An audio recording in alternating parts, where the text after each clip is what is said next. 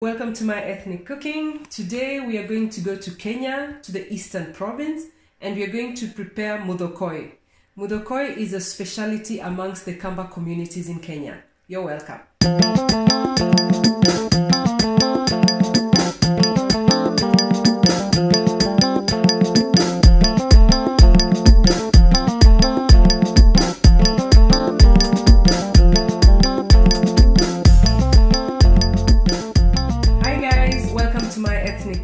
Today I have a special guest in our kitchen. Her name is Philly. She is the CEO and founder of Tales of Yambo. Thank you for having me here. I'm so excited and I feel really honored, and I can't wait to share our culture with you. So today we are going to cook Muthokoi. Muthokoi is a delicacy by the Kamba community in Kenya, in the eastern part of Kenya.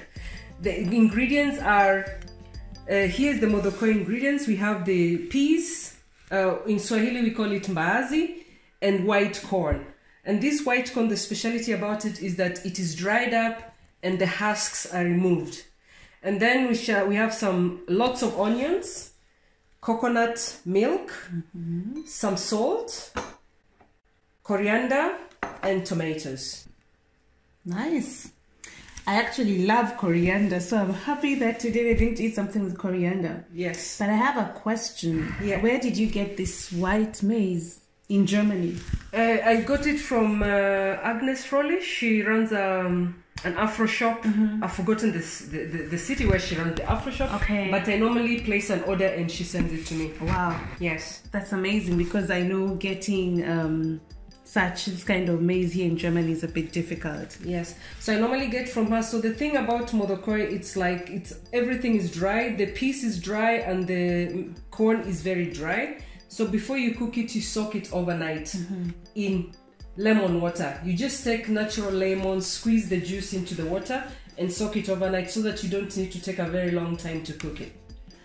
How does the lemon help? Like, what does it do? The lemon helps to keep it fresh, because especially now when it's still warm, if you put it in water overnight, it starts to smell. So when you put the lemon inside, it makes it to stay fresh. Makes sense. Yeah. Wow, amazing. Yeah. Amazing. In winter, it's not a problem. You can soak it, but normally whether it's winter or summer, I just, to be on the safe side, I just put lemon water in it. Yeah. Nice.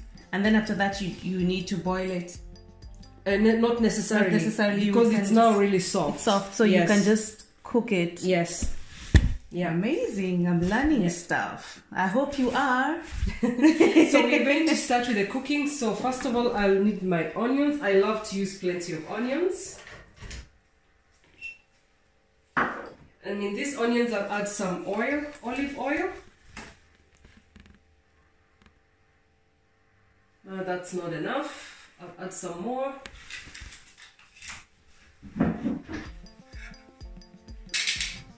That's very healthy. Olive oil is very healthy. You can also use sunflower oil. Aha. It's your choice, but I prefer in this case to use olive oil. Let me get a cooking stick, I forgot. And there's some people who don't like the taste of coriander. They're very weird people who don't like coriander. Can you give them like a substitute? Because I know there's so many Germans who don't like the taste of coriander. I don't know why. You can use parsley. The only thing I know about parsley is that you have to eat on the same day. If you let it in the fridge like overnight, it goes kaput. Oh, and it will spoil. This is the experience I've had. So, so I would advise if you take parsley, maybe very little when still fresh, mix it in your food. But I normally just do it with coriander. I would also only do it with coriander. Yes, because I'm not a parsley fan, but that would be another option. Yes. You could use parsley. Explain what you're doing. Okay. Now I'm going to, I'm doing the saute the onions so that, or rather the preferable word is caramelize. You have to let the onions cook until they turn brown. Yes. In some cases, you just have to let the onions sweat, as the Germans refer to it. They say the onion sweat, meaning it doesn't have to be brown. But in our today's case, the onion has to turn brown. Amazing. Yes. Amazing. And so, Jill, Yes. you have you give classes, yeah? Yes. And there's some people who probably don't want to come and cook with other people. Can you offer private classes for anybody who feels like, no, I want to invite Jill into my private kitchen? Yes. Can you do that as well? Yes, I do home cooking. I have clients who I go to their homes and I cook with them, or I cook for them. Yeah. But in most cases, when I start cooking, they also join in the kitchen and they want to do it also. That's amazing. And in most cases, I organize to prepare a 3-course meal. So that would be a starter, main course, and a dessert. Yes. So I always mix. It can be, maybe the main course will be Kenyan, the salad will be maybe Ghanaian, and then the dessert will be Ugandan or something. I always do this kind of mix. Amazing. It's just like your cookbook. Yes. Super mix, yeah. And so anybody who's looking to get your cookbook, they can just get it from your website. The cookbook, you can find it in the website. That means in the website you'll send me an email, or you can buy it from Amazon as a Kindle version. Okay. Yes. Right, guys, that's an amazing cookbook that has recipes from all over Africa. I have a copy myself. Make sure you get yourself a copy so you can be able to enjoy my ethnic cooking, delicious recipes. Yeah, the cookbook. Yeah. And this is for free. So guys, this is the cookbook. I have a copy, trust me. It is awesome. There are pages, there's one page in English and the other page is in German, so you can enjoy with your family. Yes. Is today's recipe in the book? No. This is so this is special. I'm going traditional today. So this is a very special session. Now the onions are caramelized. I will now add a mixture of ginger and it's ginger and some garlic. I always think of Knoblauch. Before I say garlic, I know. just Knoblauch. You know? When you speak German for so long, words just disappear. Yes. Salt. Yeah, onions are getting nice and brown. Let me ask, is there a certain ratio you need for the maize and 50-50? 50-50. If you're measuring with a cup, like 1 cup to 1 quart. Same, yes. 50-50. Yeah. And when do the Kambas enjoy this? Is there some history behind it? Muthokoi? I don't know, I think I'm not so sure about the history, but that's what they eat most. Yeah, I think it's the simplest thing to eat. It's just that you cook it for a long time, because traditionally what they normally did was just boiling until it's soft, then you eat with salt. But with time, people are modernizing the recipes. That's why in my case, I'm cooking it not so like the Kamba people. I'm cooking it the way I've tasted and tried out. And it's tastier. You'll taste it later. Then we'll add some coriander. Fresh coriander. I always use the leaves and the stems. Because the stems have very intensive taste. That's why I always like including the stems into the recipe. Yeah. Then we mix it.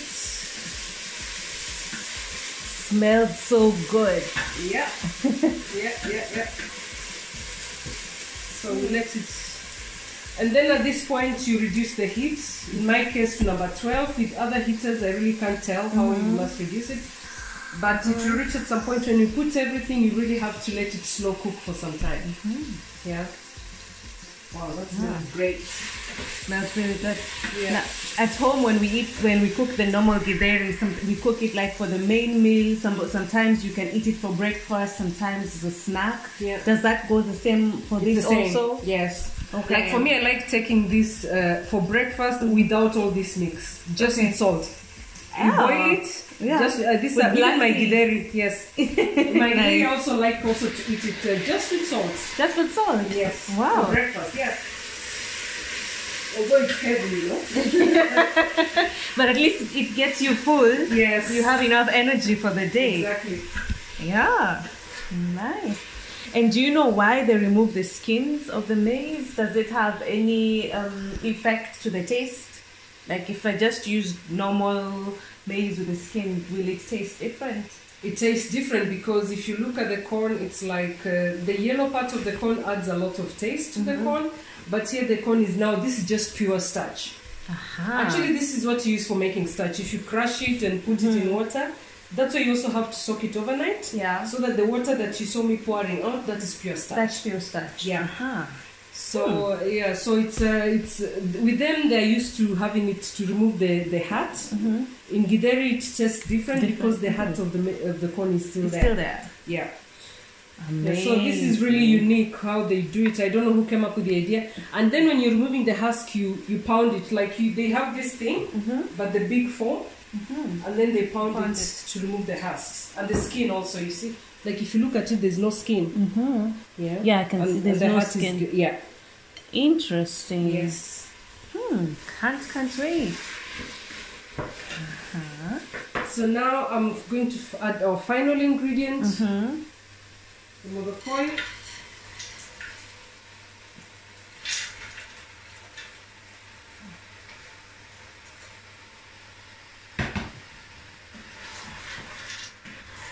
Beautiful color. Yes. Do you add any spices to it, like apart from what you later on, as it continues cooking, I will add some black pepper. Okay. Actually, that's it. That's it. Yeah. That's very natural. Yes. Salt, black pepper. That's it. Because in my cooking also, I use a lot of herbs and natural spices. Like I would prefer just to eat the way it is, but I just add a bit of black pepper just to give that touch. Otherwise, you can eat it as when it's cooked. You can eat it that way. It's enough. Yeah. Can't wait. So I'll just cover it shortly. Sorry. Let it cook a bit, and then like for 3 minutes, and then I'll add in some water, and I'll reduce the heat to number 10 and let it slow cook. And how long? Or depends? It depends on how fast. It's like I'll just keep testing to see if it is soft. But otherwise, if you cook normally, like the whole process of boiling, it can take you 4 hours. What? Yes. Anyway, just like Githeri. Yeah. So in my case, when this soaking overnight saves me a lot of time. That's you could nice. have it ready like in 1 hour, 15-20 minutes. Oh, nice, nice. Yeah. Oh, great. So let's see how far we are. Now this is perfect for adding some water, and then the slow cooking process can start. So when you put water in this mixture, don't drown the food. We know there's some parts of Kenya that they like People drowning the food. Yes. I won't mention you guys, No, but we know you by name. In this case, for this food to cook, you just put, as the Germans say, you put it to the neck. You know, you put the food to the neck, like that's enough. Don't drown the food. Nothing should go under, because food can't swim. So yes. So it looks beautiful, the mixture. We shall leave it at that. We'll cover it, and now I'll reduce the heat to number 10. The slow heating will start. Yes, you can't cook it so fast. And the coconut comes in later. So the coconut comes in later with the black pepper. Yeah, because that's what it'll be like, the thick sauce. Yeah.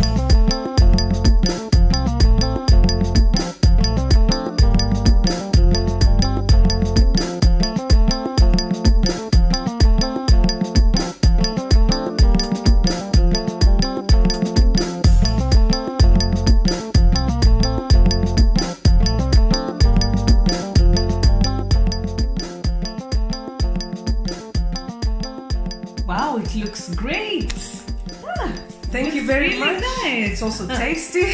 I'm getting hungry. I cannot wait to taste it. Yes, thank you very much. So today we finished preparing muthokoi. It was really enjoyable to prepare it. And you can always visit my cooking classes to find out more about our recipes from different African countries. And thank you very much, Philly, for being here today. Thank you for having me. I've had a great time, a great discussion, and see you next time.